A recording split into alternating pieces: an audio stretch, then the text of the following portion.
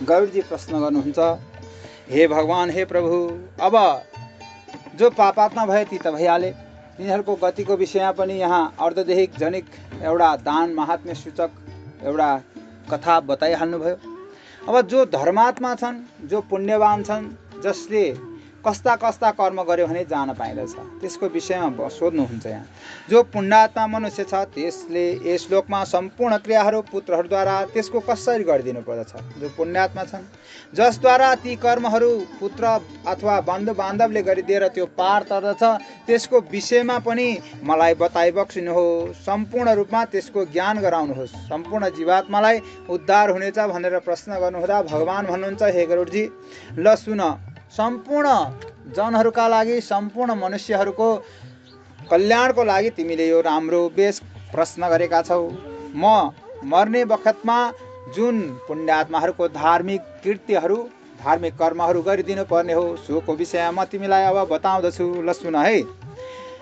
पुण्यात्मा माने शरीरलाई रोगग्रस्त जानेपछि, शरीरलाई रोगग्रस्त अब म मर्नु छ, मलाई रोग लागिसकेको छ, त्यस्तो कुराहरू जानिसकेपछि, ग्रहहरूलाई प्रतिकूल र प्राणघोष भएपछि, ग्रहहरू प्रतिकूल भएपछि अर्थात् सम्पूर्ण रूपमा ज्योतिषीय गणनाबाट जब मार्केश ग्रहहरू चल्दछन् कुण्डलीमा, त्यस्तो अवस्थामा मार्केशको साथमा चलेका ग्रहहरूले अब म बाँच्नु छैन, अब 6 महिनाभित्र म जाने निश्चित छ भनेर ज्ञान भयो भने, अथवा प्राणघोष भनेको दुईटै औँलाले कान थुन्दाखेरि हृदयमा स्वाई स्वाई आवाज आउँदछ एउटा, त्यसलाई प्राणघोष भनिन्छ। अब त्यो प्राणघोषको आवाज यदि सुन्न छोडिन्छ अथवा त्यसको गति अर्थात् त्यसको आवाज शून्य अर्थात् मसिनो हुँदै गएको छ भनेपछि अब म चाहिँ नि धेरै टिक्दै रहेछु अथवा म धेरै टिक्दो रहेछु, अब 6 महिनामा मेरो मृत्यु निश्चित छ, प्राणघोषको आवाज पनि सुन्न छोडिसके भने अब म जानु निश्चित छ भन्ने जानेपछि भयरहित हुनुपर्दछ। पहिला त डरलाई त्याग्नु पर्दछ, मृत्युदेखि डराउने होइन, जाने त आखिर परिहाल्छ।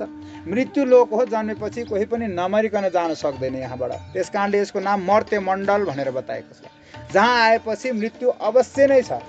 अब भन्नु होला, ध्रुवजी महाराज त जिउँदै जानु भएको थियो, ध्रुवलोकमा बस्नु भएको थियो, होइन, उहाँले पनि बोलाउनु भएको छ, हे मृत्यु यहाँ जो, तँलाई नागेर म जान सक्दिनँ, म मर्त्य मण्डलमा बसेको हो, म मृत्यु लोकमा जन्म भएको छ मेरो, त्यस कारणले तँलाई नागेर जाने मेरो सामर्थ्य छैन। वरदान त प्राप्त भएको छ ध्रुवलोकमा जाने सरासर, तर बोलाउनुहुन्छ आइजो मृत्यु भनेर बोलाउनुहुन्छ।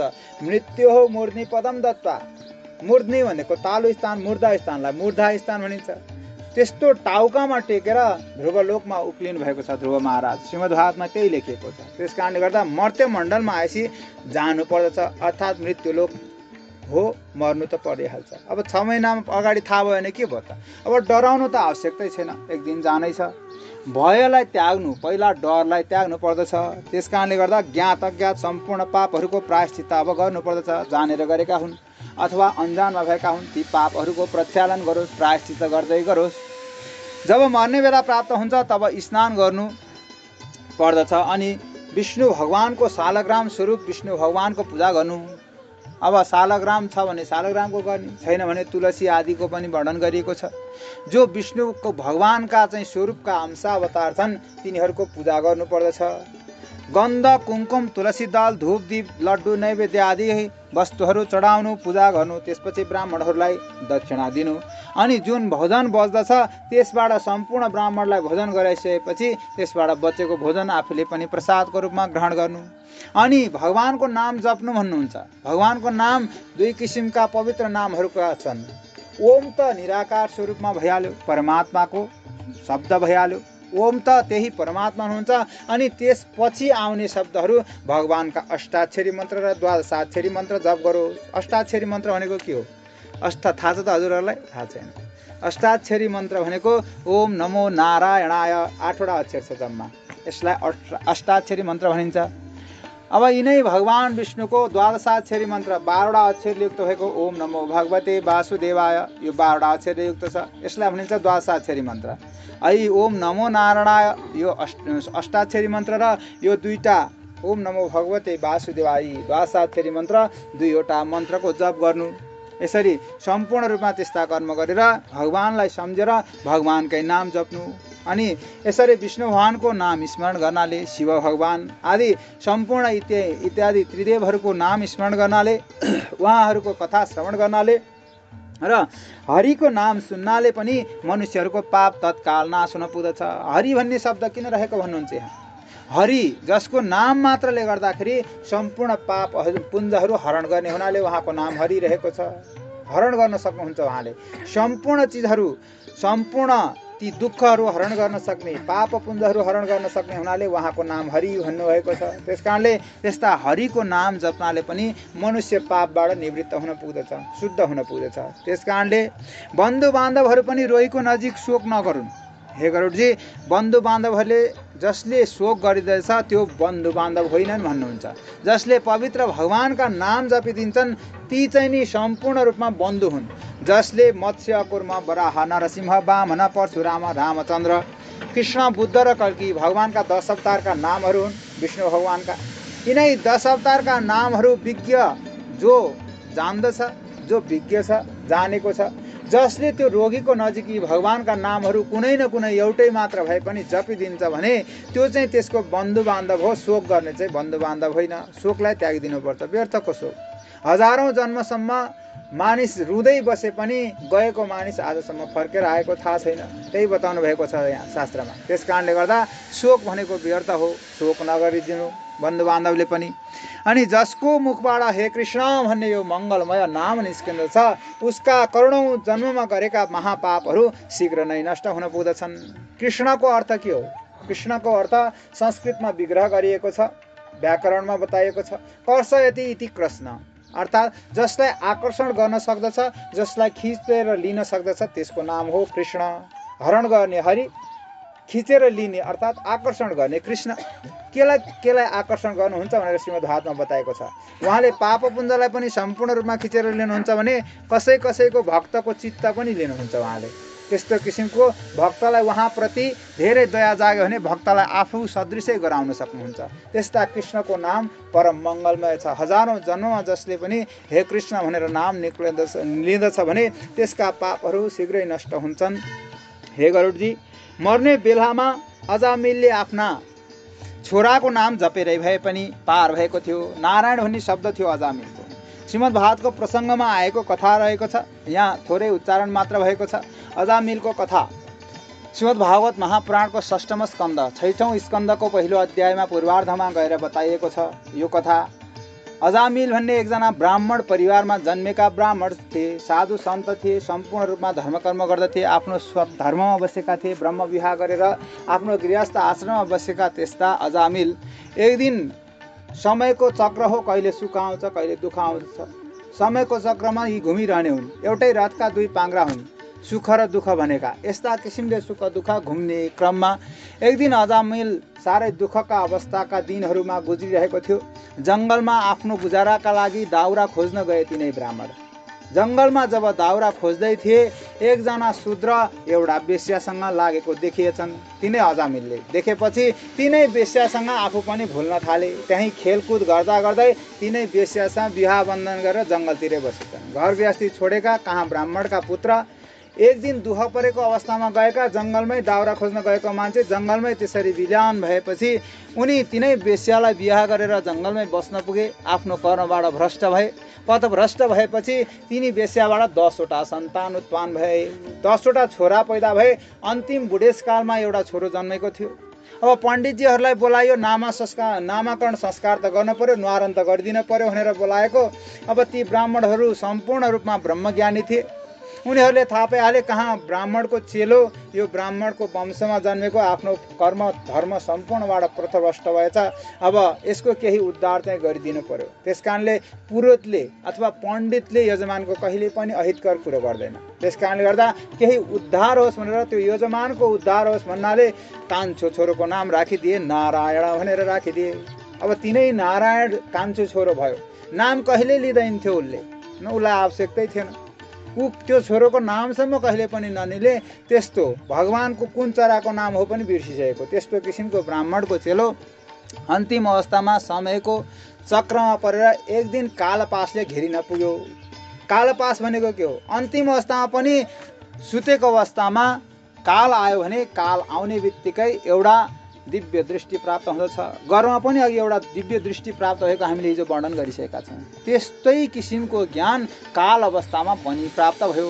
अब जाने बेलामा मृत्युको अवस्थामा त्यो दिव्य दृष्टि प्राप्त भएपछि आकाश मण्डलमा यसो हेर्दै थियो, काला काला बाङ्गा बाङ्गा मुख भएका, कौवा जस्तो मुख भएका, ठाडा ठाडा केस भएका, हातमा विभिन्न किसिमका चम्किला हतियार लिएका, देख्दै डरलाग्दा दुईवटा यमदूतहरूलाई देख्न पुग्यो अजामिलले। अब यस्तो देखेपछि सुतिरहेको अवस्थामा थियो, साह्रै चिच्याएर डराएर कराउन थाल्यो। अब बुढेसकालमा जन्मेको छोरो, नाम त उसकै प्यारो थियो नि त, अरू छोराभन्दा उसकै माया बढी थियो। ए नारायण भनेर बोलाउँदो रहेछ आत्तिएर। अब जब यसरी 2-4 पटक ती कान्छो छोरालाई बोलाएको थियो, तत्काल त्यहीँ देख्न पुग्यो उसले दुईवटा पिताम्बरधारी वनमालाधारी भगवान् विष्णुका पार्षदहरू दुईवटा पो उत्पन्न भए। विभिन्न किसिमका त्यस्ता दूतहरू दुईटा उत्पन्न भएपछि ती दुईको बीचमा संवाद देख्न लाग्यो अजामिलले। अब देखिरहेको छ, दिव्य दृष्टि प्राप्त भएको छ, सबै देखिरहेको छ। आकाशमण्डलमा सम्पूर्ण रूपमा त्यस्ता कुराकानी भइरहेका छन्। माथिबाट आफू जहाँ सुतेको छ त्यसैको माथि कुरा भएको छ आकाशमण्डलमा। विष्णु पार्षदहरू भन्दछन्, हाम्रो मालिकको नाम लिए भर्खरै लिएको छ, हामी त यसलाई लिन आएका हौँ। यमदूतहरू भन्दछन्, जिन्दगीभरि पाप गरेको छ यसले, पुण्य कहाँ गरेको छ, खोइ पुण्य, यसले कुनै पुण्य यस्तो गरेको छ र यसलाई त हामी लिन आएका हौँ। हाम्रो मालिकको आज्ञा छ कि जसले यस्तो अधर्म गर्दछ, दुष्ट चित्त भएको छ, जो मलिन भएको छ, आफ्नो धर्म कर्मबाट भ्रष्ट भएको छ, त्यस्तालाई हामीले लानु पर्दछ। आपसमा बाक युद्ध चल्यो, बाँडीको युद्ध हामी पनि गर्छौँ नि, पहिला बाक युद्ध नै चल्दछ, बाक युद्ध चल्दछ अनि मात्र लाठी मुङ्ग्रोको चाहिँ पछि कुरा हुन्छ। त्यस कारणले गर्दा पहिला बाक युद्ध चल्यो, खुबै बाक युद्ध चल्यो। अजामिलले देखिरहेका छन्, हेरिरहेका छन्, सुतेका छन्, देखिरहेका छन्। अब ती दृश्य देखिरहेका अजामिल हेरिरहेका छन्। अन्तमा ती विष्णु पार्षदले बाध्य भएर लाठी मुङ्ग्रो गर्न पुगे। सम्पूर्ण रूपले ती लट्ठी मुङ्ग्री गरेर ती यमदूतहरूलाई भगाइदिए। अब यमदूतहरू कहाँ जान्छन्, शरणमा जान पर्यो मालिकको। जसले ड्युटी लगाएको छ, जसले कार्यमा खटाएको छ, उसकै शरणमा जाने हो। बिहान निक्लेर आफ्नो काम गर्न गए पनि अन्तिम अवस्थामा जसको आश्रयमा बसिएको छ त्यहीँ जान पर्यो। गए, यमराजको साथमा दौडी दौडी जाँछन् र भन्दछन्, सम्पूर्ण हातमा लिएका ती दण्डहरू फालिदिए र भन्दछन्, प्रभु आजबाट हजुरको ड्युटी सकियो, हामीलाई चाहिएन यो ड्युटी। कर्म त गरेको हो, काम पनि गरेको हो, तर यस्तो कर्म हो जसबाट चाहिँ पारितोषिक पुरस्कार पाउनु पर्ने ठाउँमा चाहिँ उल्टै कुटाइ खाइन्छ, दण्ड पाइन्छ भने त्यो काम किन गर्नु। हामीले नराम्रो काम गरेका छैनौँ, हामीलाई लिन जाने आज्ञा थियो, हामी लिन गएका हौँ, तर बाटोमा यस्तो कुटाइ खाइयो, हामी त्यो ड्युटी आजबाट गर्दैनौँ। दण्ड पनि फालिदिए, पास पनि फालिदिए, हामी आजबाट कर्म गर्दैनौँ। त यमराज यतिखेर भन्नुहुन्छ, षष्ठम स्कन्धमै बताइएका ती ठ्याक्कै त्यही श्लोकलाई आएर यहाँ जोडिएको छ। षष्ठम स्कन्धमा श्रीमद् भागवतको षष्ठम स्कन्धको प्रथम अध्यायमा वर्णन गरिएकै श्लोकहरू यहाँ वर्णन गरिँदैछ। भन्नुहुन्छ यमराजले, हे दूतहरू हो, तिमीहरूले ड्युटी नगर्ने होइन, तिमीहरूले कुरो बुझ्न चुकेछौ। कसरी चुकेछौ, त्यस्तालाई मात्र ल्याउनु भन्नुहुन्छ। जो नास्तिक छ, जो वेद शास्त्र मान्दैन, जो पुराणहरूका वचन मान्दैन, इहलोक र परलोकलाई मान्दैन, यो संसार छ र त्यहाँ पनि जानु छ भन्ने जसले मान्दैन, त्यस्ता किसिमका मनुष्यहरूलाई यहाँ ल्याउनु। हरिका नाम स्मरण गर्नेलाई, भगवानका कुनै पनि एउटै नाम उच्चारण गर्नेलाई पनि यहाँ ल्याउनु पर्दैन। तिमीहरूको अधिकारै छैन, नल्याऊ, त्यसलाई ल्याउनु पर्दैन। अच्युतम केशवम राम नारायणम कृष्ण दामोदरम वासुदेवम हरि। जसले जीवनमा अच्युत केशव राम नारायण कृष्ण दामोदर वासुदेव हरि श्रीधर माधव गोपिका वल्लभ जानकी नायक रामचन्द्रको भजन गर्दछु, अर्थात् भगवानका यस्ता दिव्य नामहरूलाई जसले एकपटक पनि भजन गर्दछ, जप्दछ भने तिनलाई यहाँ ल्याउनु पर्दैन, यहाँ ल्याउने अधिकारै छैन।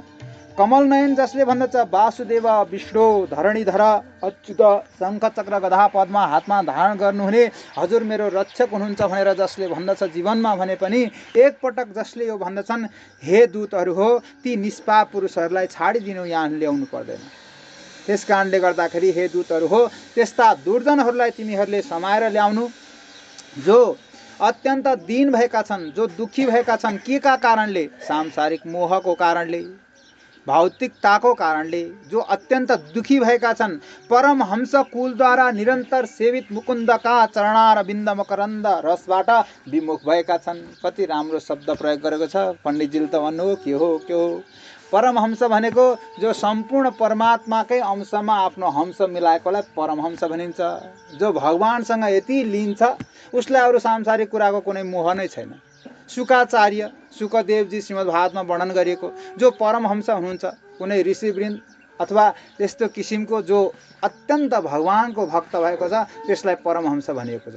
तिनै परमहंसले सधैँ सेवा गर्ने, भगवानको चरण त सधैँ सेवा गर्छन् नि उनीहरूले, उनै परमहंसले तिनै भगवानको चरण सदा सेवा गर्ने, ती मुकुन्दको चरणबाट निक्लिएका रस अर्थात् ती भगवानको पाउबाट निक्लिएका जल पनि कहिले पनि पान गरेका छैनन्, तिनलाई भनिन्छ मुकुन्दको रसबाट विमुख भएका। यस्ता किसिमका भगवानका चरणको रसबाट, भगवानको चरण अमृतबाट जो विमुख भएका छन् त्यस्ता किसिमका मानिसहरूलाई यहाँ ल्याउनु। जसले आफ्नो घरमा आसक्ति गरेका छन्, जसले सम्पूर्ण त्यो नरकको बाटोमा आसक्ति राखेका छन्, त्यस्ता किसिमका मनुष्यलाई समाएर राख्नु, ल्याउनु पर्दछ। नरकमा तृष्णा राख्ने, आफ्नो घरमा सम्पूर्ण रूपमा तृष्णा राख्ने त्यस्ता किसिमका कर्म गर्नेलाई हे दूतहरू हो यहाँ समाएर ल्याउनु। जो विष्णु भगवानको पूजा आदि कार्यबाट विमुख भएका छन् त्यस्ता किसिमका दुर्जनहरूलाई समाएर ल्याओ। जसको जिब्रो आफ्नो बसमा छ तर भगवानको गुणगान अहिलेसम्म जिब्रोले अहिलेसम्म एक पटक पनि भगवानको नाम उच्चारण गरेको छैन। जिह्वा न भक्ति भगवत गुणधाम ध्येयम चेतश्च न स्मरति तच्चरणारविन्दम। जिब्रोले एक पटक पनि भगवानको कहिले पनि नाम उच्चारण गरेको छैन। जसको शिर अहिलेसम्म भगवानको नाममा एक पटक पनि झुकेको छैन, जसको चित्तले भगवानको त्यो स्वरूपको ध्यान अहिलेसम्म गरेको छैन, त्यस्ता किसिमका पापीहरू, त्यस्ता किसिमका दुर्जनहरूलाई यहाँ समाएर ल्याउनु, अरूलाई ल्याउनु पर्दैन। यस्ता किसिमले ती यमराजले आफ्ना दूतहरूलाई सम्झाउनु भएर अनि काममा फेरि दत्तचित्त गराउनु भयो र तिनै अजामिलले अन्तिममा एउटा नारायणको नाम जप्नाले अर्थात् अन्जानमै लिनाले त्यो तर्यो भन्नुहुन्छ। हे गरुडजी, विष्णुको नाम संकीर्तन संसारको मङ्गलकारक छ, कल्याणकारक छ। महान पापहरूको प्रायश्चित्त अर्थात् ती पापहरूलाई प्रक्षालन गर्ने किसिमको कारणले भगवानको नाम बनाइएको छ। भगवानको नामको महिमा यहाँ गाउनुहुन्छ। त्यस कारणले गर्दाखेरि जसरी अन्तिममा अजामिलले एक पटक भगवान नारायणको नाम जपेर तर्यो, ती विष्णु पार्षदहरूले लिएर गए डोलीमा राखेर, ती आफ्नै स्वरूपको भगवानको गोलोक धाममा जाँदो भयो अजामिल। त्यस्तै किसिमको ती सम्पूर्ण पापहरूलाई प्रायश्चित्त गर्नको लागि, त्यसलाई पखाल्नको लागि भगवानको नाम बनाइएको छ। तर हे गरुडजी, म यहाँ सावधान चाहिँ गराउँछु। तर जसले पण्डितजीले त भन्नुभयो जीवनमा जति पाप गरे पनि हो, एकचोटि अजामिलले अन्तिममा नारायणको नाम जपेको थियो तरिहाल्यो, के भयो त पण्डितजीले भन्नुभएको छ, दुई चारवटा हुँदै जाओस्। जसले अभिमानपूर्वक घमण्डले मद मोहले गर्दाखेरि त्यस्तो जप्दछ भने गङ्गा आदि तीर्थहरूले कहिले पनि पवित्र पार्दिनन्। रक्सी इत्यादिका दुष्भाव भएका त्यस्ता भाँडोहरूलाई कहिले पनि पवित्र पार्दिनन् गङ्गाले। त्यस्तो एकचोटि मदिरा हालेको भाँडोलाई जसरी गङ्गाले पवित्र पारिदिनन्, त्यसै गरी त्यो जानी जानी गरेको पापको प्रक्षालन चाहिँ म गर्नेवाला छैन। त्यसको पापको चाहिँ म प्रक्षालन गर्दैन। आजसम्म थाहा थिएन, अब पण्डितजीले बताइदिनु भएको छ, अब पाप गर्नुभयो भने चाहिँ त्यसको चाहिँ म अब हिजोसम्म थाहा थिएन, अब थाहा भइगयो, त्यस कारणले गर्दा त्यसको प्रक्षालन गर्दिनँ। त्यस्ता किसिमका दुर्बुद्धि भएकाको प्रायश्चित्तको लागि चाहिँ भगवानको नाम बनाइएको होइन। त्यस कारणले गर्दा जानेर जसले पाप गर्दछ त्यो चाहिँ नरकमै पर्दछ भन्नुहुन्छ। कृष्णको नाम उच्चारण गर्नाले पुरुष पाप रहित भएर सम्पूर्ण जीवात्माहरू नरक र यमराज र तिनका दूतहरूलाई स्वप्नमा पनि देख्दैन। हे गरुडजी, जस्तै मर्ने बेलामा ब्राह्मणलाई नन्दनन्दन कृष्णको प्रिय गाई दान गर्नाले मानिस सम्पूर्ण रूपमा मासु हड्डी र रगतले बनेको बैतरणी नदीमा पर्दैन, त्यस्तै अन्य किसिमका भगवानको नाम उच्चारण गर्नाले अर्थात् हरिको नाम उच्चारण गर्नाले पनि त्यो कहिले पनि सम्पूर्ण रूपमा हड्डी अस्थि र रगतले बनेको यो शरीर छ, मासुद्वारा बनेको यो शरीरमा, यो देह रूपीमा कुण्डमा कहिले पनि पर्दैन जसले भगवानको नाम जपेको छ। त्यस कारणले गर्दा वितरण अर्थात् दान गर्नाले बैतरणी नदीमा पर्नु नपरे जस्तै भगवानको परम मङ्गलमय नाम लिनाले यो शरीरमा भौतिक शरीर फेरि पनि लिएर पुनरागमनको चक्करबाट ऊ पार भइजाँदछ। हे गरुडजी, यस कारण पापपुञ्जका नाशक महाविष्णु भगवानको नाम स्मरण गर्नु, भगवानको नाम उच्चारण गर्नु, नामको महिमा बताउनुहुन्छ। अन्तिम अवस्थाको कार्यहरू बताउनु भएको छ। पुण्यात्माहरूको काम बताउँदै हुनुहुन्छ। भगवानको सालग्रामको पूजा गर्नु, पूजा गरिसकेपछि भगवानको त्यति पनि सक्दैन भने भगवानको नाम उच्चारण गर्नु। अब नाम उच्चारण गरिसकेपछि गीताको पाठ गर्नु वा आफूले सकिन्छ पाठ गर्नु अथवा सुन्नु। यस्तो किसिमले गीता पढ्नु, विष्णु सहस्रनाम पाठ गर्नु अथवा सुन्नु। यी सम्पूर्ण कर्महरू गर्नु अथवा एकादशीको व्रत गर्नु, गीता पाठ गर्नु, गङ्गाजल पान गर्नु, तुलसी दल पान गर्नु, गोविन्दको पाउको जल चरण उदक भगवानका चरणबाट उग्रिएका भगवानको जल भनिन्छ हामीले, त्यस्ता किसिमका पाउको जल पान गर्नु। यी सम्पूर्ण कुराहरू, यी कर्महरू मृत्युको दायकको अवस्थामा मुक्तिदाता हुनेवाला छ। जो मर्न आँटेको छ, अन्तिममा मरण अवस्थामा प्राप्त भएको त्यो पुण्यात्माले यस्ता कर्म गर्दछ भने त्यो मुक्तिको बाटोमा अगाडि बढ्दछ। त्यसकारणले हे गरुडजी, वेद जान्ने ब्राह्मणलाई घिउ, सुवर्ण आदि बाछो सहित इत्यादि गाई दानको पनि विधान गरिएको छ, त्यो सम्पूर्ण गरिदिनु। हे गरुडजी, मनुष्यले मर्ने बखतमा धेरै दिन्छ वा थोरै दिन्छ, दान गर्न इच्छुक छ, दान गर्दछ भने परिवारको स्वीकृति चाहिन्छ भन्नुहुन्छ। यहाँ परिवारको अथवा छोरोको स्वीकृति छ भने त्यो दान अक्षय हुन्छ। अस्वीकृतिले गरेको दान छ भने त्यसमा चाहिँ पूर्ण रूपको फल प्राप्ति हुँदैन। त्यस कारणले गर्दा अक्षय दानको फल चाहिँ सम्पूर्ण परिवारको खुसीले गर्नुपर्दछ। दुखी भएर गरेको दानको कुनै अर्थ छैन। त्यस कारणले सुपुत्रले पिताको मरण समयमा सम्पूर्ण किसिमको दानहरू गराइदियोस्। अब सम्पूर्ण अन्तिम अवस्थामा गरिने दानहरूको महत्त्वको विषयमा यहाँ प्रकाश गर्नुहुन्छ, बताउनुहुन्छ। यसरी ती सम्पूर्ण कृत्यहरू गरिसकेपछि भगवानको नाम उच्चारण गर्दै रहेर अन्तिम अवस्था अब आइसक्यो भन्ने थाहा पाएपछि अनि यस्ता यस्ता कर्म गर्नुपर्दछ भन्नुहुन्छ। अब आधा आँखा चिम्लिसकेका आफ्ना पिता माताको शरीर अन्तिम अवस्थामा पुगिसकेको छ, जसले सम्पूर्ण रूपमा त्यो सन्तानहरूको कर्तव्य हुन्छ कि तिनले सञ्चित गरेको धनमा साह्रै लोभ नगर्नु, उनीहरूको बारेमा गरिदिनु पर्ने कृत्यहरू गरिदिनु पर्दछ। त्यसमा धेरै आसक्ति राख्नु हुँदैन। जबसम्म मातापिता जीवित रहनुहुन्छ तबसम्म सत्पुत्रले दान धर्महरू र उहाँले गर्न नसक्ने अवस्थामा पुग्नु भएपछि उहाँका निमित्त उहाँले कमाएको अथवा सञ्चित गरेका धनहरूद्वारा उहाँहरूको नाममा गरिदिनु कर्महरू गरिदिनु पर्दछ, जसले गर्दा उहाँहरूको सद्गति प्राप्त होस्, उहाँहरूलाई दुःख प्राप्ति नहोस्, उहाँहरूको जीवनमा गरेका कुनै त्यस्ता अक्षम्य अपराधहरू पनि प्रायश्चित्त भएर उहाँहरूलाई त्यो पुण्य प्राप्त भएर जानको लागि गोलोक धाममा जानको लागि बाटो खुलोस् भनेर त्यस्ता दान धर्महरू उहाँहरूद्वारा नभएका भए पनि सत्पुत्रले गरिदिनु पर्दछ। मरण र ग्रहण अवस्थामा गरिएका दानहरू अन्य दानहरूभन्दा अत्यन्त दुर्लभ रहँदछन्। मरण र ग्रहणमा गरेको दान अति पुण्यदायक हुँदछन्। त्यसकारणले ग्रहणमा दान गर्नु भनेर बताएको छ। अब मरणमा पनि त्यही किसिमको दान बताएको छ। अन्य कालमा एक दान गरिएको छ भने पनि अथवा अन्य कालमा हजारौं दान गरेको छ, तर ग्रहण र मरणमा एकै दान गरेको छ भने त्यसको फल बढ्ता छ। त्यस कारणले गर्दा जीवनमा गरिएका पुण्यभन्दा मरण र ग्रहणको पुण्य धेरै हुँदछ दानको भनेर बताउनुहुन्छ। हे गरुडजी, अब अन्त्य अवस्थामा अष्टमहादानको विषयमा बताउनुहुन्छ। 8 महादान केलाई भनिन्छ, 8 महादान गर्नुपर्छ। हामीले सम्पूर्ण रूपमा गरेकै कर्महरूको यहाँ वर्णन गरिन्छ। अब यहाँ उपरान्त सम्पूर्ण रूपमा हामीले गर्ने चलन चल्तीका 10 दिनसम्म गर्नुपर्ने अथवा मरण अवस्थादेखि सुरु गरेर 10औं दिनसम्म र 12औं दिनसम्मका कर्महरू र 1 वर्ष पर्यन्तको कर्म अब यस अध्यायबाट यहाँबाट सुरुवात गर्नुहुन्छ।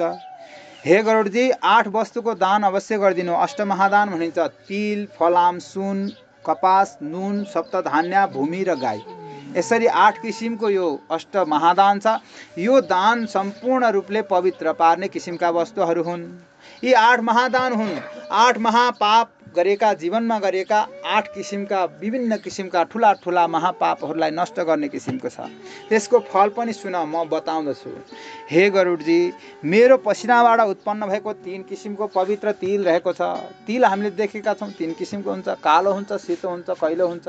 तर गर्नलाई कालै गर्ने भन्छन्, त्यो होइन, यसको अर्थ छैन। यहाँ भन्नुभएको छैन तिनै किसिमको तिल मेरै पवित्र पसिना हो, अर्थात् भगवान् विष्णु भन्नुहुन्छ स्वयं गरुडजीलाई मेरो पसिनाबाट उत्पन्न भएको हुनाले त्यो मेरै स्वरूपको रहेको छ। त्यसले गर्दाखेरि ती 3 किसिमका तिल दान गर्नाले असुर, दानव र दैत्य तिनै किसिमका तृप्त हुन पुग्दछन्, सन्तुष्ट हुन पुग्दछन्। जीवनमा गरेका मन, वचन र शरीरले गरेका 3 किसिमका पापहरू पनि त्यो तिल दान गर्नाले सम्पूर्ण रूपमा नष्ट हुन पुग्दछ। त्यस कारणले गर्दा यी पापहरूलाई नष्ट गर्नको लागि तिल दान गर्नुपर्दछ अष्टमहादानमा। अब फलाम दान दोस्रो। फलाम दान जसले भूमिमा छोएर फलाम दान गरेको छ भने उसले यमलोकको सीमामा कहिले पनि जानु पर्दैन, अर्थात् यमराजमा भएका ती यमराजका हातमा भएका 32वटा हातमा भएका शस्त्र अस्त्रहरू, विभिन्न किसिमका हतियारहरूको तुष्टिका लागि, त्यसको रक्षा गर्नको लागि त्यो फलाम दान गरिन्छ पृथ्वीलाई छोएर। जसले गर्दा उरण, श्यामसूत्र नाम गरेका विभिन्न किसिमका जो दूतहरू छन् ती पनि सन्तुष्ट हुन्छन्। ती यमराजका दूतहरू पनि सम्पूर्ण रूपमा सन्तुष्ट भएर फलाम दान गरेको छ भने उसलाई दुःख दिँदैनन्।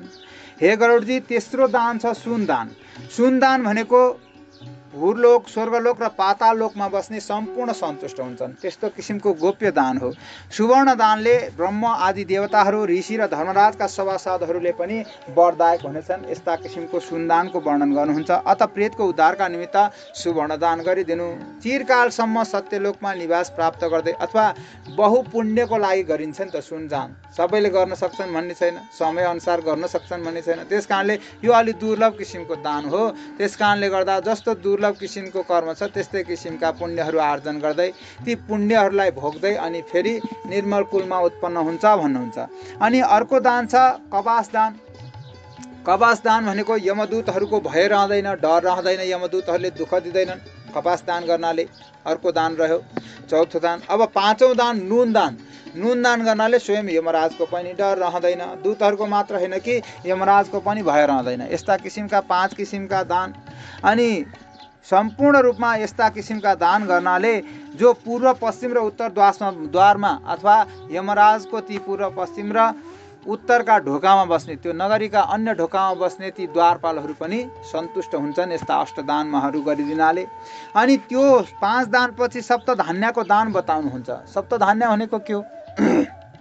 7 किसिमका अनाज मिसिएर बनेको चिजलाई सप्तधान्य भनिन्छ। त्यो सप्तधान्य 7 किसिमका अनाज हुन्छन्। के हुन्छन्? जौ हुन्छ, धान हुन्छ, गहुँ हुन्छ, मुङ, कालो मास र पियङ्गुम र चना। यस्ता किसिमका 7 थरी अन्न मिसिएर बनेको चिजलाई सप्तधान्य भनेर बताएको छ। यी 7 किसिमका अनाज मिसिएर बनेको सप्तधान्यको दान जसले गर्दछ त्यसले सम्पूर्ण रूपमा यमदूतहरू र अन्य किसिमका द्वारपालहरू, धर्मध्वजहरू पनि सन्तुष्ट हुनुहुनेछ। त्यस कारणले त्यो गर्नुपर्दछ। अब सत्पात्रलाई गोचर्म अर्थात् गाईदान अर्को दान छ। गाईदान भनेर बताइएको छ। गाईदान पनि गरिन्छ भने अब यसरी गाईदान गरिसकेपछि अब यी भए 5, 1, 6, 1, 7वटा दान भए। अब अर्को दान आउँदछ भूमिदान भनेर आउँदछ। भूमिदान भनेको जमिन दान।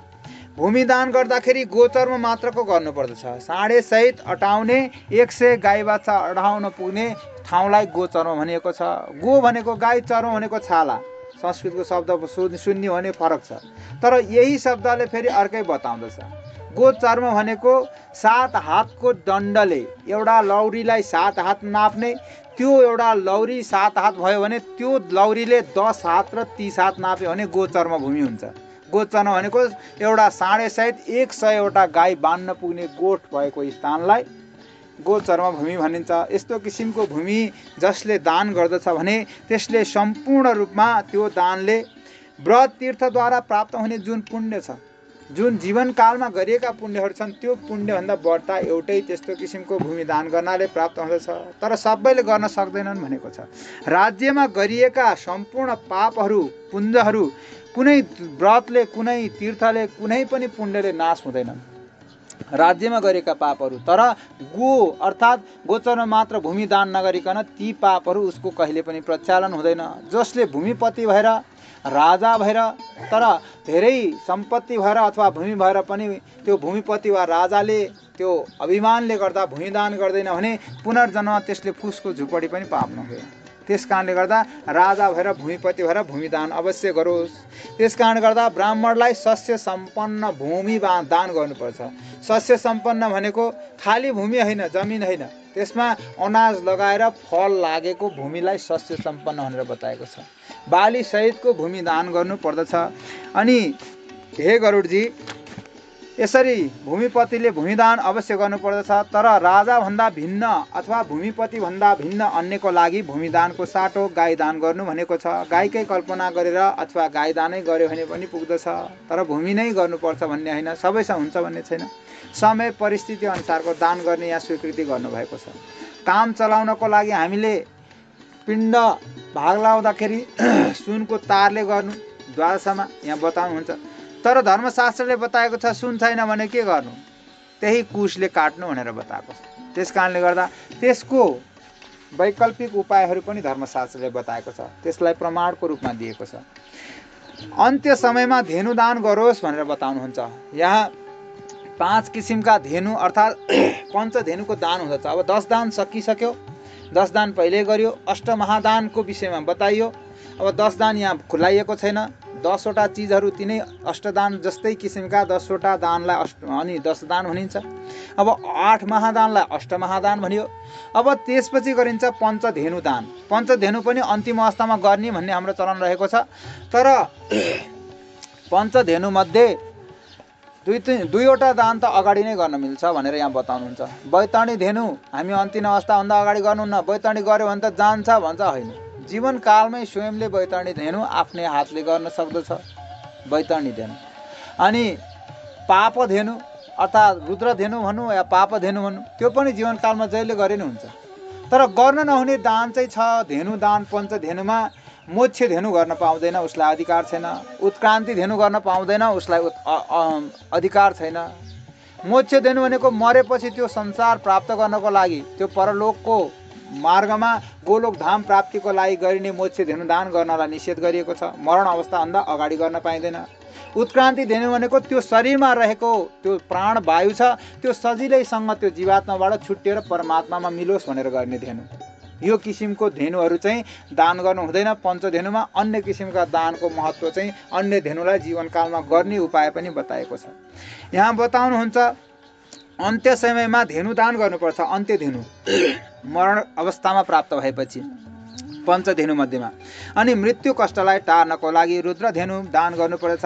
ज्ञात अज्ञात सम्पूर्ण ऋणहरूबाट मुक्त हुनको लागि ऋणधेनु दान गर्नुपर्छ। ऋण लिएको होला, खाएको होला, कसैको तिर्न नसकेको होला, जानी नजानी गरेका सम्पूर्ण ऋणबाट प्रक्षालन हुनको लागि ऋणधेनु दान गर्नु।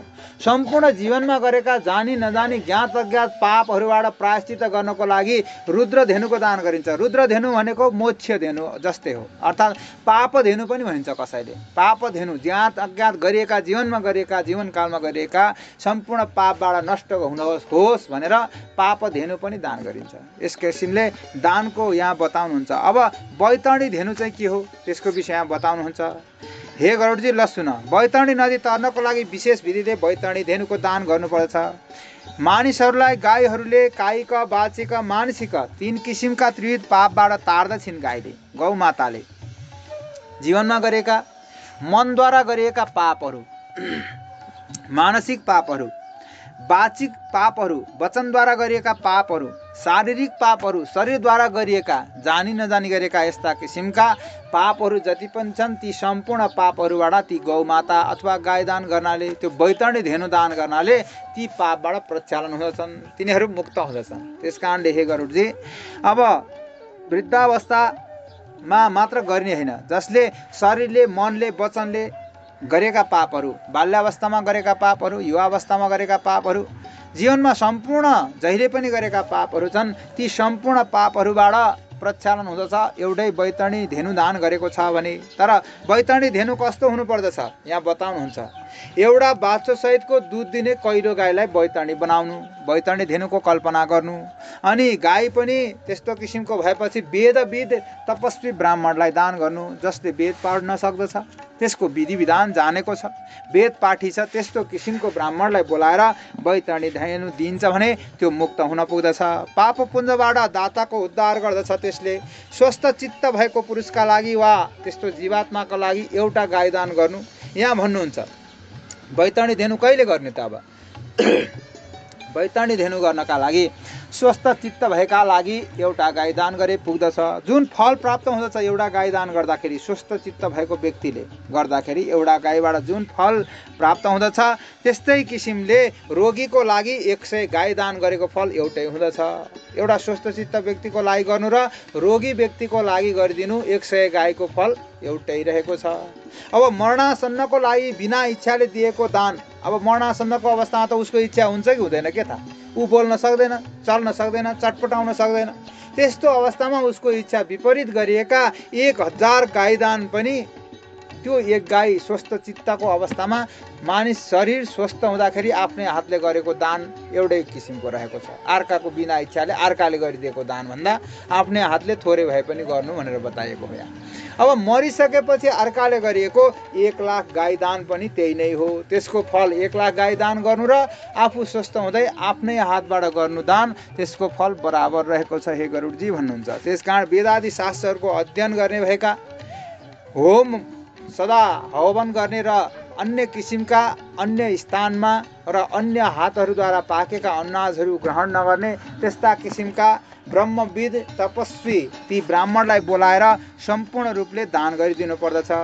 अब त्यस्तो किसिमको दान लिने ब्राह्मणलाई दोष छैन भन्नुहुन्छ। जसले वेद पाठ गरेको छ भने, जो अग्नि अर्थात् वेद पढेर आफूलाई अग्नि समान बनाइसकेको छ भने उसले सम्पूर्ण रूपमा त्यसलाई पचाउन सक्दछ, त्यसलाई दोष छैन। त्यस कारणले विष नाशक मन्त्र पनि कहिले दूषित हुँदैन, शीतनाशक अग्नि पनि कहिले दूषित हुँदैन। चिसोलाई नष्ट गर्नको लागि आगो बालिन्छ भनेर के अब त्यसलाई दूषितै भन्ने त? अब कुनै तुच्छको घरमा चाहिँ अग्नि बाल्यो भने त्यसलाई अग्नि चाहिँ बिटुलो भन्ने त? तर त्यसको होइन। अब विष झार्ने मन्त्र कुनै तुच्छको घरमा पढ्न पर्यो भने अब उसलाई टोकेको छ विष झार्न पर्यो, गएर मन्त्र चाहिँ निचका घरमा पढेको मन्त्र दूषित छ भनेर बताएको छ शास्त्रले। अब त्यो हो त? होइन, त्यो कर्म होइन। त्यस कारणले त्यस्तो अवस्थामा चाहिँ दोषका भागी कहिले पनि हुँदैनन्। त्यस कारणले गर्दा अपात्रलाई चाहिँ दिइन्छ भने त्यसको दोषको भागी चाहिँ हुन्छ। त्यसबाट सत्पात्रलाई खोजेर गाई दान गर्नु। गाईले अपात्रलाई दिएको छ भने दातालाई नरकमा लाँदछ। त्यस कारणले गर्दा अपात्रले दान थाप्दछ भने अब दान गर्ने त त्यसै नै गइहाल्छ, अपात्र जानेर दान गर्छ भने। अब जसले आफू अपात्र छु भनेर पनि त्यो गौदान त्यस्तो बैतरणी धेनु दान थाप्दछ भने त्यो सम्पूर्ण 101 पुस्तासहित आफूलाई पनि नरकमा पार्दछ। उसले त्यो थाप्ने पनि आफै पनि नरकको भागी हुँदछ। त्यसकारण आफ्नो कल्याणको इच्छा राख्ने विद्वानले अपात्रलाई दान नगरोस् र अपात्रले दान पनि कहिले पनि नथापोस् भन्नुहुन्छ। अनि एउटी गाई एउटै ब्राह्मणलाई दिनु, अनेक ब्राह्मणलाई दान गर्नु हुँदैन। बैतरणी धेनुको कल्पना गर्दै रहनु भएको छ। त्यस कारणले गर्दा त्यो गाई बेच्नु इत्यादि गर्नु हुँदैन, जसले गर्दा नरकको बास हुँदछ। बाँड्नु इत्यादि गर्नु नहुने हुनाले एउटा दान एउटैलाई गर्नुपर्छ। गौदानको विषयमा कालो वा कहिलो अथवा यस्तो कहिलो किसिमको गाईलाई सिँगार्नु पर्दछ। त्यो बैतरणी नदी अर्थात् त्यो वितरण गर्नाले दान गर्नाले तर्ने हुनाले बैतरणी भनेको छ। त्यो बैतरणी धेनुकोलाई सिँगार्नको लागि सिङ सुनको हुनुपर्दछ, खुर चाँदीको हुनुपर्दछ, भाँडो काँचको हुनुपर्दछ। हाम्रो गाई जात्रामा त्यसै गरी बनाइन्छ नि। त्यस्तो किसिमको गाईको कल्पना जसरी हामीले गरिन्छ त्यस्तै किसिमको गाईको कल्पना गर्नु र त्यसलाई गर्नु।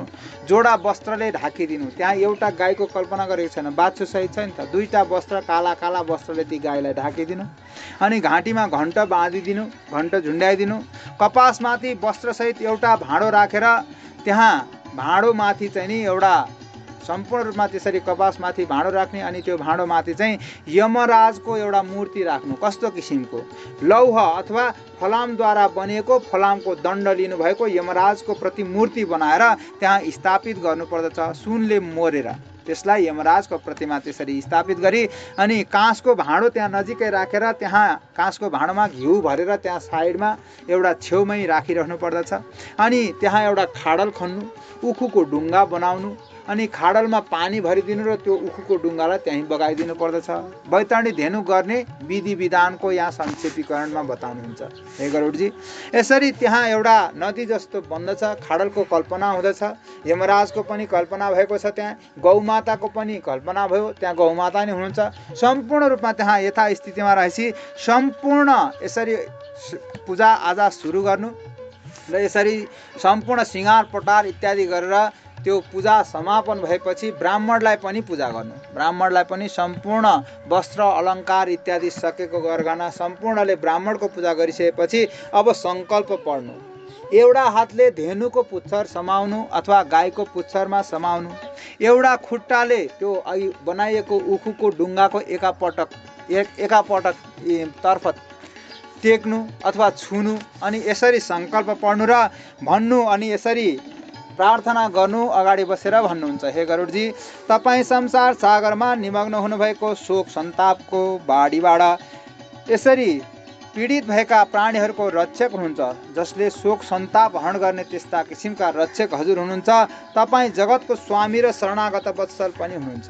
हजुर भगवान विष्णु स्वरूप हुनुहुन्छ, अर्थात् तपाईँ विष्णुको स्वरूपमा आउनुभएको हे ब्राह्मणका देवता, हे ब्राह्मण देवता। अब ब्राह्मणलाई नि पूजा गर्नु। त्यस कारणले गर्दा हे ब्राह्मण देव मेरो उद्धार गर्नुहोस्। तपाईँलाई मैले दक्षिणासहित सम्पूर्णले युक्त भएको यो गाईदान बैतरणी धेनु दान गरेको छु मैले। तपाईँ ब्राह्मण पनि खुसी हुनुहोस्।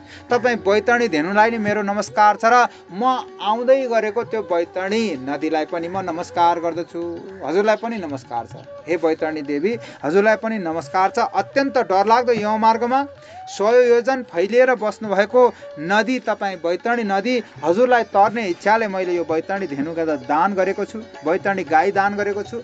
तपाईँ बैतरणी नदीलाई मेरो नमस्कार छ। यसरी प्रार्थना गर्नु। हे देवेशी, हे धेनु, हे गौमाता, यमराजको द्वारमा महामार्गमा त्यो बैतरणी नदी तर्नका लागि मेरो प्रतीक्षा गरेर बस्नुहोस्। हे माता, हजुरलाई पनि मेरो नमस्कार छ, बैतरणी नदीलाई पनि मेरो नमस्कार छ।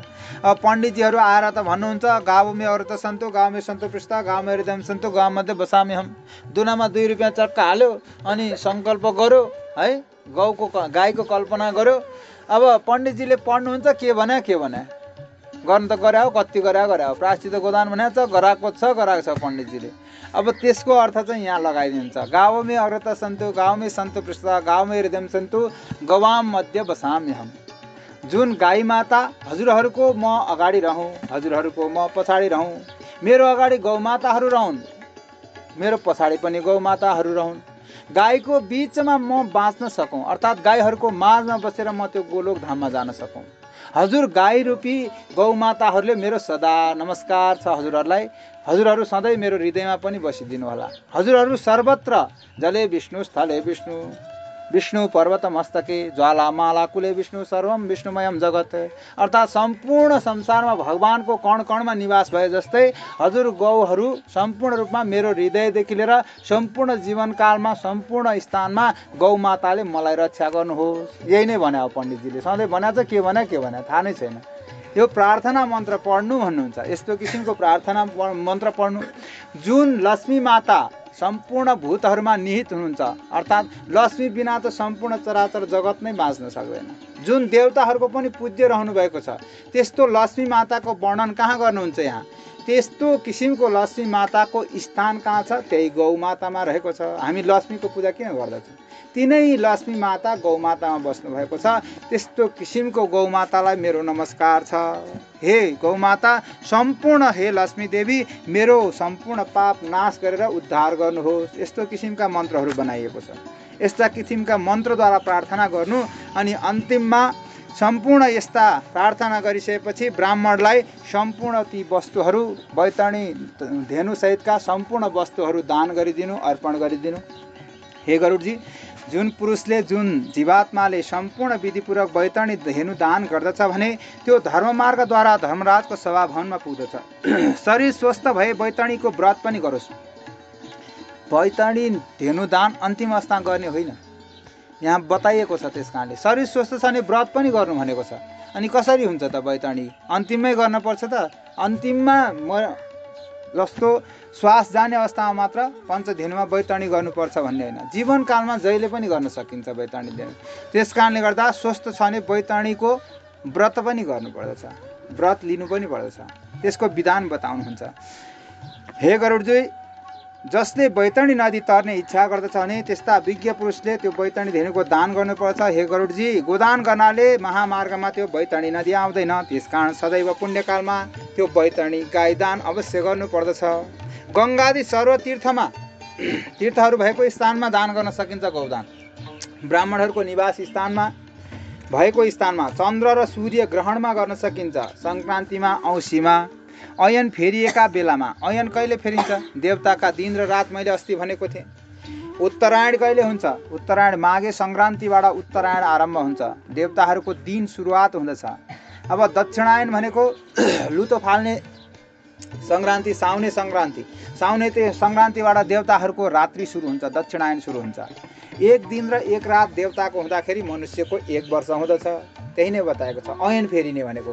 यसरी अयन फेरिने सङ्क्रान्तिहरूमा पनि विशेष किसिमको दानको महिमाको वर्णन गर्नुहुन्छ। अब विषुवत काल भनेको मेष सङ्क्रान्ति र तुला सङ्क्रान्तिलाई नि विशेष सङ्क्रान्ति मानेको छ। मेष सङ्क्रान्तिलाई किन विशेष सङ्क्रान्ति मानेको? अक्षय तृतीया हुँदछ नि वैशाखमा, मेष सङ्क्रान्ति। अक्षय तृतीया अर्थात् अक्षय फल र अक्षय पुण्य प्राप्त हुने हुनाले त्यसको दानलाई विशिष्ट मानिएको छ र वैशाखको सङ्क्रान्तिलाई पनि, वैशाख महिनालाई पनि विशेष दान महत्त्वको महिना मानिएको छ। अब कार्तिकको दानको विषयमा कुरै गर्न पर्दैन, कार्तिके दान भन्छौँ। त्यस कारणले गर्दा तुला सङ्क्रान्ति भनेको कार्तिकको दान। कार्तिकको दानको पनि साह्रै महत्त्व रहेको छ भनेर बताएको छ। त्यस कारणले हामीले भैली खेल्न जाने, दान गर्ने, बलि राजाले पठाएको भन्ने विभिन्न किसिमका यी यावत कुराहरू धर्म संस्कारसँग यहाँदेखि जोडिएका छन्। सम्पूर्ण कुराहरू यी मेष तुला सङ्क्रान्ति पनि अत्यन्त पुण्यकाल मानिएका छन्। व्यतिपात काल, युगादि काल, अन्य तिथिहरू र यी बाहेकका अन्य कर्महरू जहाँ पनि गरिन्छ उत्तम गाई दान गर्नु यो कालहरू धर्मशास्त्रले बताएका हुन्। अब यहाँ भन्नुहुन्छ हे गरुडजी, यी त सम्पूर्ण शास्त्रले बनाएका तिथिमिति हुन्, तर मुख्य काल चाहिँ कुन हो म भन्छु, ल सुन। जब सम्पत्ति अस्थिर हुन्छ, कमाउन नि पर्यो नि, केही दान गर्छु भनेपछि कुन वस्तु दान गर्ने, त्यो वस्तु त आफूसँग हुनु पर्यो। गर्छु एउटा एकमुठी चामलै गर्छु भने नि एकमुठी चामल त हुनु पर्यो, एउटा पात गर्छु भने नि त्यो पात त हुनु पर्यो, एउटा फुल दान गर्छु भने फुल त हातमा हुनु पर्यो। पत्रम पुष्पम फलम तोयम यो मे भक्त्या प्रयच्छति भन्नुहुन्छ। त्यस कारणले गर्दा जे इच्छा गरिएको छ सङ्कल्प हुने वस्तु त हुनु पर्यो। जब सम्पत्तिहरू अस्थिर हुँदछ, हृदयमा श्रद्धा उत्पन्न हुँदछ, हृदयमा श्रद्धा पनि उत्पन्न हुनु पर्यो। दिन्छु भनेर मात्र भएन, त्यो दान गर्नको लागि धन मात्र भएर नि हुँदैन, त्यो धन पनि हुनु पर्यो। अस्थिर सम्पत्ति भएपछि, हृदयमा श्रद्धा उत्पन्न भएपछि उचित सत्पात्र पनि मिल्न पर्यो। दान गर्छु भनेर जहिले पाए त्यसले, जसलाई पाए त्यसलाई गरेर हुन्छ, त्यसको नि हुँदैन। सत्पात्र पनि मिलेको स्थान छ, त्यस्तो किसिमको अवस्था छ भने पुण्यकाल भनेको त्यही हो। यी तिथि गणना गर्नु पर्दैन, इच्छा लागेको दिन गर्नुहोस्, तर यस्तो किसिमको काल भनेको मुख्य काल हो भन्नुहुन्छ हे गरुडजी। त्यसकारण उत्तम पुण्यकाल चाहिँ त्यही हो। उचित सत्पात्र मिलेर सम्पत्ति अस्थिर भएर हृदयमा श्रद्धा जागेपछि त्योभन्दा पुण्यकाल अरू कुनै पनि होइन। शास्त्रले त बताएको छ पुण्यकाल, तर त्यो पुण्यकाल भनेको त्यही नै हो भन्नुहुन्छ। न शरीर सदा स्थित रहन्छ, न सम्पत्ति सदा स्थिर रहन्छ, मृत्यु सधैँ प्रतिदिन नजिकै उपलब्ध छ। त्यस कारणले गर्दा धर्मको सञ्चय गर्नुपर्छ। मृत्यु त सधैँ बोकेर हिँडेको छ नि, कहाँ ठोस लाएर मर्ने हो कसलाई थाहा छ र। मृत्यु त साथै जन्मेदेखि जब माथि नगएसम्म त्यसको साथमै काल हिँडिरहेको छ। मृत्युलाई साथमै बोकेर हिँडेको छ मानव। मृत्यु लोकमा आएको हुनाले, मर्त्य मण्डलमा बसेको हुनाले मृत्युलाई साथमै लिएर हिँडेको छ। सम्पूर्ण संसार त्यस्तो किसिमको छ। त्यस कारणले गर्दा धन सम्पूर्ण अनुसार दिएको दानको अनन्त फल छ। आफ्नो धन हातमा हुँदाखेरि आफ्नो स्वइच्छाले, आफ्नो स्वहस्तले गरेको दानको पुण्य बताउनुहुन्छ, त्यो अनन्त रहेको छ।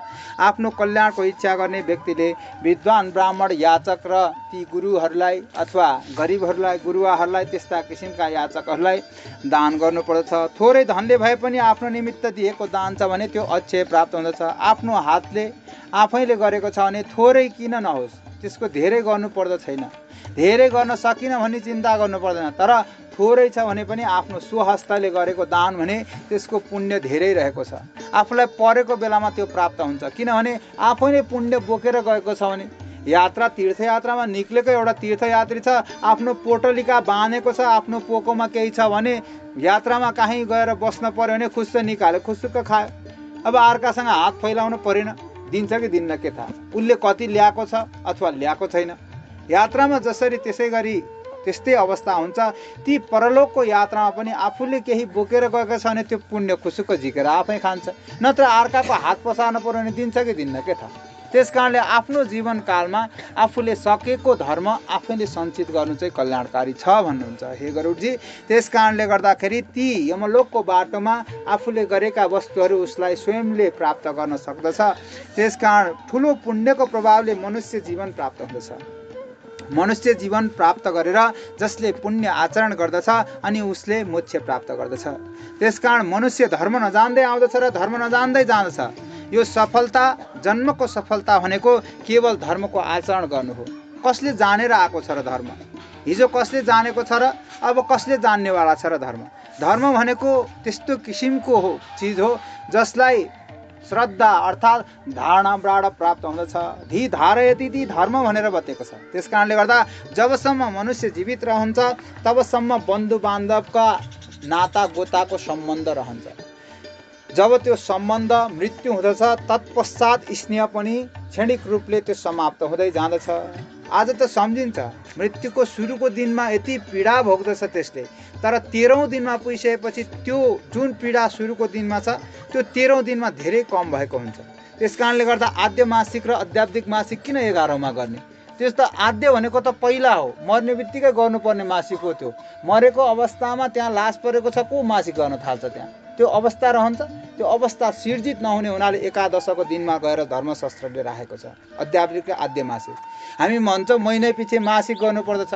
महिनाको आखिरीमा मासिक कहिले पनि हुँदैन। महिनाको आद्य मासिक अर्थात् महिनाको सुरुवातकोलाई मासिक गर्ने हो। सुरुवातीमा मासिक भएर गइरहेको हुन्छ। 12औं महिना पुग्दाखेरि अन्तिम 12 महिना कटेपछि मासिक हुन्छ र हुँदैन। अन्तिम महिना कटेपछि त वार्षिक श्राद्ध नै भइगयो नि, कहाँ मासिक हुन्छ? त्यस कारणले गर्दाखेरि सम्पूर्ण अद्य अर्थात् सुरुमै गर्नुपर्ने हो, तर शोकावस्थाले गर्दाखेरि गर्न सकिँदैन। तर भन्नुहुन्छ हे गरुडजी, बन्धु बान्धव भनेका ती सम्पूर्ण रूपमा मनुष्य जीवित रहँदासम्म मात्र सम्बन्ध स्थापित हुँदछ। केही काल बितेपछि त्यो स्नेह बिस्तारै घट्दै जान्छ। जति प्रीति त्यो सँगै थियो त्यो टाढा भएपछि त्यसको प्रीति पनि कम हुँदै जान्छ, प्रेम पनि बिस्तारै घट्दै जान्छ। त्यस कारणले गर्दा आफ्नो बन्धु बान्धव भनेको मुख्य रूपमा आफूलाई त्यो बाटोमा आफ्नो साथमा जाने त्यो आत्मा मात्र रहेको छ। त्यो आत्माको उद्धार गर्न पर्दछ। त्यस कारणले गर्दा बारम्बार भोलि म गइसकेपछि मेरो आत्मा त्यो बाटोमा गइसकेपछि भोलि कसले देला कि नदेला के थाहा। तीर्थयात्रामा गएको छ, साथमा लगेको छ भने झिकेर खाउँला, नभए भने अर्काले लगेर दिन्छ कि दिन्न, कोसँग हात पसार्ने, यो जान्नु पर्दछ। यसको ज्ञान भएपछि आफ्नो हातले नै दान गर्नु। त्यस कारणले गर्दा जीवनकालमै गर्नु, जीवनकालमा चाहिँ त्यो पुण्य आर्जन गर्नु र आफू स्वस्थ हुँदै गर्नु। कस्तो किसिमको छ, कसको साथ कहाँसम्म छ भनेर बताउनुहुन्छ। धनानि भूमौ पशवस्त गोष्ठे भार्या गृहद्वारे जनश्मशाने देहस्थितायां परलोक मार्गे कर्मानुगो गच्छति जीवैक। धनहरू पृथ्वीसँग मात्र सम्बन्ध राख्दछन्। जहाँ धन सम्पत्ति राख्नु भएको छ, कसैले दराजमा राख्नु भएको होला, कसैले ट्याङ्कामा राख्नु भएको होला, कसैले भैँमै फालिदिनु भएको होला, कसैले ब्याङ्कमा राख्नु भएको होला। जहाँ स्थानमा धन राख्नु भएको छ त्यो स्थानमा मात्र त्यसको सम्बन्ध रहन्छ। त्योभन्दा टाढा आफूसँग त्यो धन कहिले पनि हुँदैन। जब जानु छ भने त्यो धनलाई जहाँको त्यहीँ छोडेर जानुपर्छ, अर्थात् त्यसको सम्बन्ध पृथ्वीसँग मात्र रह्यो। त्यो धनानि भूमौ अर्थात् भुइँसँग मात्र त्यसको सम्बन्ध छ, मानिसको शरीरसँग त्यसको सम्बन्ध कहिले पनि रहँदैन।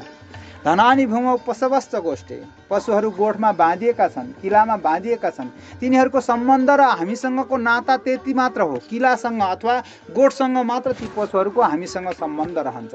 त्यहाँभन्दा टाढा यो शरीरसँगको सम्बन्ध ती पशुसँग पनि छैन।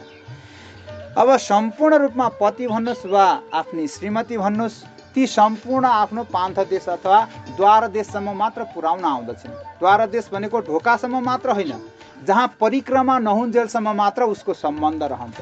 जब लासको परिक्रमा हुँदछ त्यो पति होस् वा पत्नी होस् त्यसको सम्बन्ध त्यहीँ सकियो, त्यहाँभन्दा टाढा ऊ जानेवाला छैन। आफूले चिनेका बन्धु बान्धव, छोरा नाति बन्धु बान्धव जति पनि छन् तिनका सम्बन्ध कतिसम्म रहेछ शरीरसँग। शरीरसँग तिनीहरूको नातागोता र सम्बन्ध भनेको श्मशानसँग मात्र रहँदछ। मसानसँग त सबै पछि लाएर गएका हुन् नि, तर साथमा को गएका छन् आजसम्म?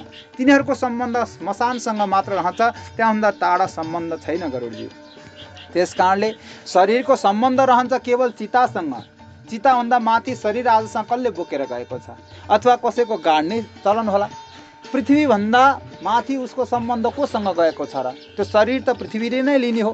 पृथ्वी जल तेज वायुले बनेको पञ्चतत्त्वले बनेको शरीर हो, पञ्चतत्त्वमै विलिन हुँदछ। चाहे चितामाथि राखेर पोल्नुहोस्, चाहे जमिनमा गाड्नुहोस्, त्यसको सम्बन्ध त त्यहाँभन्दा टाढा छँदै छैन। त्यसको शरीरको सम्बन्ध त्यहीँ मात्र सकिन्छ। अब जान्छ त के चिताभन्दा माथि? कर्मानुगो गच्छति जीव एक। जीवभित्र भएको आत्म सम्बन्ध छ, त्यो आत्मा चाहिँ परम चिरस्थायी छ, अर्थात् त्यो अजर अमर रहेको छ। परमात्माको अंश स्वरूपमा आएको त्यो जीवात्मा एक्लै जाँदछ परलोकको मार्गमा, त्यहाँभन्दा अरू कसैलाई लिएर जान सक्दैन।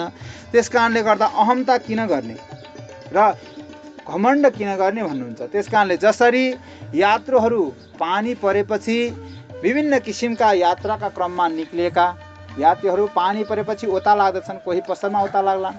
हिजो पार्टी पौवा थिए, पार्टी पौवामा ओता लाग्दछ। त्यस्ता किसिमले ओता लाग्दाखेरि खुब गफगाफ हुँदछ, त्यहाँ भेटघाट हुँदछ। तपाईँसँग सम्बन्ध हुनु पर्दैन, कुनै नाता गाँसिनु पर्दैन। हजुर कहाँबाट आउनुभयो? म फलानु ठाउँबाट आएँ। हजुर कहाँ पुग्ने? म फलानु ठाउँ पुग्ने। के कामले पाल्नुभयो? विभिन्न किसिमका गफगाफ भए, वो सम्बन्ध गाँसियो। क्षणिक सम्बन्ध हो त्यो। जब पानी विश्राम हुँदछ, आफूलाई आफ्नो आफ्नो तत्त्व छ, जान पर्यो आफ्नो आफ्नो घरमै, एकअर्कासँग सम्बन्ध छैन। त्यस्तै किसिमको यो बन्धु बान्धवको सम्बन्ध पनि क्षणिक रहेको छ। आज छोरा भन्नुहोस्, भोलि नाति भन्नुहोस्, भोलि पनाति भन्नुहोस्, यो सम्बन्ध टाढाको होइन। त्यस कारणले गर्दाखेरि टाढासँग सम्बन्ध कहिले पनि रहँदैन, चिरस्थायी। त्यसरी पार्टीमा मानिसको समागम जस्तै, त्यस्ता ओता लाग्दाखेरि भेटिएको जस्तै सम्बन्ध हो, त्यसमा दुःख मान्नु पर्दैन भन्नुहुन्छ हे गरुडजी। त्यस कारणले गर्दा नदीहरूमा काठहरू बगेका छन्, ठुलो ठुलो किसिमको भेलहरू आएको छ, बाढीहरू आएको छ, नदीमा काठहरू बगाएर ल्याउँदछ। ठुला ठुला मुढाहरू एकापसमा कहिले सँगै जोडिएर हिँड्दछन् भेलहरूमा, कहिले एकापसमा छुट्टिएर कोही एउटा पाखा लाग्दछ, कोही अर्को पाखा लाग्दछ। सम्बन्ध त्यस्तै रहेको छ। श्रीमद् भागवतमा पनि वर्णन गर्नुभएको छ, राम्रो वर्णन रहेको छ। जीवन यात्रा भनेको के हो? जीवन यात्रा भनेको एउटा लामो रेलगाडी हो, जहाँ जीवन यात्राको एउटा डिब्बा रहेको छ। त्यहाँ सम्पूर्ण रूपमा रेलगाडीमा मानिसहरू बसेका छन्। त तपाईँ एकै ठाउँबाट चढ्नु भएको हो? होइन। मलाई यहाँबाट चढ्नु थियो, म यहाँबाट चढेँ। भोलि हजुरलाई त्यहाँबाट चढ्नु थियो, भक्तहरूबाट त्यहाँबाट चढ्नुभयो। जसलाई जहाँबाट चढ्न इच्छा थियो, जहाँ जुराएको छ त्यहाँ चढ्यो। जसलाई जहाँसम्म झर्नु छ, जहाँसँग सम्बन्ध छ, त्यहाँसम्म झर्नु पर्दछ। म काठमाडौँसँग पुग्नु छ, त मेरो यात्रा त्यहीँसम्म सकियो। अब यात्री त्यो गाडीको मालिक चाहिँ को हो? गाडीको मालिक न तपाईँ हो, न गाडीको मालिक म हो। गाडीको मालिक छ त अर्कै छ, तेस्रो व्यक्ति छ। उसले त्यो सिट कहिले पनि खाली राख्दैन। म काठमाडौँ गएर झरेँ भने त्यो सिटमा अर्को यात्री भरेर लानु पर्दछ। उसले कहिले पनि त्यो खाली राख्दैन, किन? उसलाई कमाउनु छ, उसको सिट खाली रहँदैन। सम्बन्ध त्यस्तै रहेको छ। त्यो गाडी छ, पाञ्च भौतिक गाडी कसले बनायो? परमात्माले बनाउनु भयो। त्यो परमात्माले बनाउनु भएको गाडीमा सम्बन्ध आयो। हिजो पहिला सबैभन्दा पहिला चढ्ने त्यसको यात्री को रहेछ? हजुरबुवा हुनुहुँदो रहेछ। हजुरबुवा गाडीमा चढेर आउनु भएको थियो। पिताजी आउनुभयो, त्यही सिटमा बस्नुभयो, सँगै मिलन भयो, भेटघाट भयो। अब हजुरबुवाको यात्रा थियो, त्यहीँ परसम्म सूर्यविनायकमा हजुरबुवा ओर्लिन जानुभयो। अब त्यो सिट खाली भयो, आयो छोराले, अर्को नातिले पुरा गरिदियो। सिट खाली राख्नुहुन्न परमात्माले। त्यो उहाँले बनाउनु भएको पाञ्च भौतिक शरीर रूपी जुन यात्रा रूपी डिब्बा छ रेलको, त्यसको सिटहरू कहिले पनि खाली हुँदैन। तर आवागमन त भइरहन्छ यात्रीको, को आउँछ को जान्छ, कसैसँग सम्बन्ध हुँदैन। जति बेलासम्म गाडीमा स्थित रहन्छ, डिब्बामा स्थित रहन्छ, त्यति बेलासम्म खुब घनिष्ठ सम्बन्ध हुन्छ। ओहो राम राम, नमस्कार, हजुर कहाँबाट आउनुभयो, कहाँ पुग्ने? कोही अनजान यात्री पनि सँगै सिटमा पऱ्यो भने हामी पनि गफ गर्दै जान्छौँ। कहाँबाट आउनुभयो, कहाँ जाने? यात्रा रमाइलो हुन्छ, सुगम हुन्छ नि, जसले यात्रा कटाउनलाई सहज हुन्छ। त्यस्तै सम्बन्ध पनि त्यस्तै रहेको छ भनेर वर्णन गरिएको छ। त्यसकारण हे गरुडजी, सम्पूर्ण रूपमा पूर्व जन्ममा गरेका सम्पूर्ण ती धर्महरूले सद्धर्महरूले मानव जीवन प्राप्त भएको छ। त्यस्तो किसिमको मानव जीवनलाई प्राप्त गरेर अनि त्यो धन सम्पत्तिहरूलाई प्राप्त आज मलाई भएको छ भन्ने जानेर ती चिजबाट आफूले पुण्य सञ्चय गर्नु र कर्म गर्नुपर्दछ। कोही साह्रै दुखित होला, मसँग धन छैन, अब पण्डितजीले त भन्नुभयो दान गर्नुपर्छ अरे, अब दान नगरिकन तरिँदैन रे हैन, वितरण गर्यो भने बैतरणी तरिन्छ भन्नुभयो पण्डितजीले। अब वितरण गर्नलाई केही पनि छैन, साह्रै दुखी हुनु होला, कोही साह्रै गरिब हुनु होला। तर त्यो होइन। जङ्गलमा बस्ने तपस्वीहरू छन्, मुनिहरू छन्, के तिनीहरू तरेका छैनन् र? तिनीहरू मुक्त भएका छैनन् र? तिनीहरू नि मुक्त भएका छन् नि, तिनीहरूसँग धन सम्पत्ति त थिएन नि। त्यसकारण भगवान भन्नुहुन्छ पत्रम पुष्पम फलम तोयम यो मे भक्त्या प्रयच्छति तदहम भक्ति परिता अस्नामी प्रयतात्मना। अर्थात् जसले श्रद्धायुक्त भएर, धनले होइन, धनले धर्म हुने होइन, धर्म केले हुन्छ? जसले धारणा गर्न सक्छ त्यसको नाम हो धर्म। धी धारयते इति धर्म भनेर धर्मको विग्रह गरिएको छ, संस्कृत विग्रह। जसले हृदयमा धारण गर्न सक्छ, मनमा धारण गर्न सक्छ त्यसको नाम हो धर्म। धेरै धनले धर्म हुने होइन।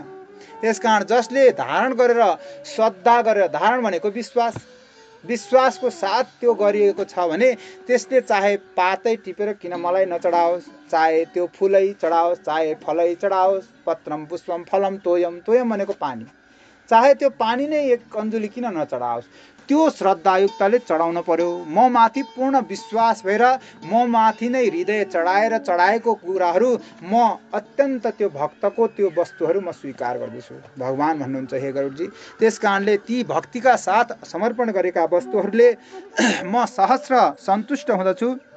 त्यस कारणले कहिले पनि गणना नगर्नु। श्रीमद् भागवतमा बताएको छ सुखे सति पुण्यम क्षीयते, दुखे सति पापम क्षीयते। अर्थात् सुखे सति पुण्यम क्षीयते, दुखे सति पापम क्षीयते। कोही दुखी होला, मलाई अत्यन्त जीवनमा कष्ट पर्यो, कहिले पनि उद्धार भएन, न मैले दान गर्न सकेँ, न धर्म गर्न सकेँ, धन पनि छैन, पण्डितजी खालि धन धन भन्नुहुन्छ, दान गर भन्नुहुन्छ, त्यो होइन। दुःख पर्यो भनेर धेरै नातिनु, सुख पर्यो भनेर धेरै नमातिनु, धर्मशास्त्रले यही बताएको छ। त्यस कारणले गर्दा दुखे सति पापम क्षति। मलाई दुःख पर्यो भने पूर्वजन्ममा मैले त्यो कर्म गरेको रहेछु, जस कर्मले गर्दाखेरि मैले त्यो सम्पूर्ण रूपमा पापहरू गरेको रहेछु, आज त्यो पापहरू खर्च गर्दैछु, मैले बगाउँदैछु, मैले आज दुःखले गर्दा बगाउँदैछु, ती दुःखहरूद्वारा ती पापहरू सम्पूर्ण रूपमा मैले पखाल्दैछु। अब धेरै धर्म गरेर आएको हुनाले पुण्यहरूलाई प्राप्त गर्नको लागि जीवनमा धेरै धन प्राप्त भएको छु। घमण्डले फुल्यो भने के हो? सुखे सति पुण्यम क्षीयते, पूर्वजन्ममा गरेको पुण्यहरू मैले आज खर्च गर्दैछु, त्यसले गर्दा आज प्राप्त भएको छु, मैले खर्च गर्दैछु। अब त्यो खर्च गरिसकेपछि कहाँ जाने? फेरि सकेपछि धन सकेपछि कहाँ जाने? जाने त त्यही नै हो। त्यस कारणले गर्दा त्यो धन प्राप्त भएको जानेर सम्पूर्ण रूपमा उसले दान धर्म पनि गर्न पर्यो। घमण्डले गर्दा गर्यो भने म घमण्डी हुँ, म धनले गर्दा मातेको छु भने त्यसको पनि गति उही नै हो। भोलि समय चक्र त उही हो, बराबर हो। कसैलाई पनि भगवान समदृष्टि हुनुहुन्छ, कसैलाई पनि भेदभावले हेर्नुहुन्न। त्यस कारणले गर्दा भन्नुहुन्छ हे गरुडजी, त्यो बेला कस्तो हुनुपर्छ दान गर्दाखेरि? चाहे पात चढाओस्, चाहे फल चढाओस्, चाहे फूल चढाओस्, चाहे पानी चढाओस्, भक्तिको साथ समर्पण गरोस्, दान चाहिँ गरोस् अन्तिम अवस्थामा। तर त्यसको गणना कहिले पनि नगरोस्, थोरै छ कि धेरै छ, त्यसको कहिले पनि सरोकार नराखोस्। आफ्नो हातले गरे पनि, अन्तिम अवस्थामा गरे पनि त्यसको गणना जीवनमा कहिले पनि नगरोस्। मैले आज यति लाख चढाएर आएँ, आज मैले यति करोड चढाएर आएँ, के अर्थ भयो? आज मैले यति करोड बाँडेँ, कसलाई बाँडे? त्यसको गणना जीवनमा नगर्नु भन्नुहुन्छ। त्यस कारणले गर्दा त्यो पुण्य गर्दछ जसले भने त्यसले जीवनमा कहिले पनि गणना गर्दैन। हे गरुडजी, जुन पुत्रले आतुर पिताको निमित्त दान गर्दछ अन्तिम अवस्थामा, उसले गरिदिनु पर्ने कृत्यहरू कर्महरू गरिदिँदछ भने धर्मात्मा पुत्रहरूद्वारा सम्पूर्ण रूपमा ऊ स्वर्गादि देवताहरूद्वारा पूजित हुँदै समादरित हुँदै उसले गोलोक धाम प्राप्ति गर्दछ भने जसले दान गरिदिएको छ उसको पनि जीवन यहाँ पनि सुखमय रहन्छ र जाँदाखेरि पनि उसलाई त्यो परलोकको बाटोमा कुनै पनि ती बाधाहरू पर्दैनन् र उसको पनि सद्गतिमा प्राप्त हुँदछ। यदि कसैले पिताको निमित्त दान गरेको छ भने त्यसले उसलाई 100 दान गरेको गुणा फल हुन्छ। आफ्नो निमित्त दान गरेको छ भने 1 गुणा प्राप्त हुन्छ। पिताजीको नाममा उसले दान गरिदिएको छ भने 100 गुणा दान हुँदछ। त्यही 1 गुणाले 1 रुपियाँ आफ्नो नाममा दान गर्दछ भने त्यही दान पिताजीको नाममा गर्छ भने 100 रुपियाँ दान गरेको फल प्राप्त हुँदछ। अब त्यही दान यदि माताजीको नाममा गरिएको छ भने उसलाई 1000 रुपियाँ गरेको 1 रुपियाँ बराबर 1000 रुपियाँ दान गरेको फल उसलाई प्राप्त हुँदछ। अब त्यही दान यदि आफ्नो बन्धु बान्धव नभए पनि बन्धु बान्धव भन्दा पनि पहिला अगाडि बहिनी छ, दिदी बहिनीका निमित्त यदि त्यही 1 रुपियाँ दान गरिदिएको छ भने उसलाई 10,000 दान गरेको फल प्राप्ति हुँदछ। पिताजीको लागि 100, माताजीको लागि 1000, बहिनी दिदीका लागि त्यही 10,000 हुँदछ भने आफ्ना बन्धु बान्धवका लागि गरिएको दान छ भने 1 लाख गुणा फल प्राप्त हुँदछ। अर्थात् 1 रुपियाँ दानले 1 लाखको दान गरेको फल प्राप्ति हुँदछ भन्नुहुन्छ हे गरुडजी। त्यस कारणले गर्दा दातालाई कुनै कष्ट हुँदैन। यस कारणले यमदूतको भय पनि रहँदैन र उसले जे सकेको दान अवश्य बताए अनुसारको गर्नुपर्दछ। आतुर कालमा जसले लोभले आफूसँग छन त छ नि, तर किन गर्ने? जसले लोभ लालचले ईर्ष्याले गर्दाखेरि घमण्ड मदमादले गर्दाखेरि आफूले दान गर्दैन, आफूसँग भइकन पनि त्यो गर्नुपर्ने अन्त्येष्टि कर्महरू कसरी गरिदिँदैन भने सम्पूर्ण रूपमा त्यो कन्जुस हुन पुग्दछ र त्यो मरण पश्चात पनि त्यसलाई सन्तुष्टि हुँदैन। त्यो मर्ने बेलामा ती सम्पूर्ण बन्धु बान्धव र आफन्तका लागि त्यसले कहिल्यै दान नगर्नाले त्यो ब्रह्म हत्या गर्ने पापी समान हुँदछ। यसमा शङ्का नगर्नु भन्नुहुन्छ। हरिओम तत्सत्। आज लामो ओम अनादि निर्णो देव शङ्खचक्र गदाधर च पुण्डरेकाक्ष प्रीतमोच प्रदो भव अकालमा मृत्यु वरण गरेका यो कुलमा जो जति छन् मरेका पाउन् सबैले वैकुण्ठ धाम भन्दै गरौँ श्री हरिमा प्रणाम।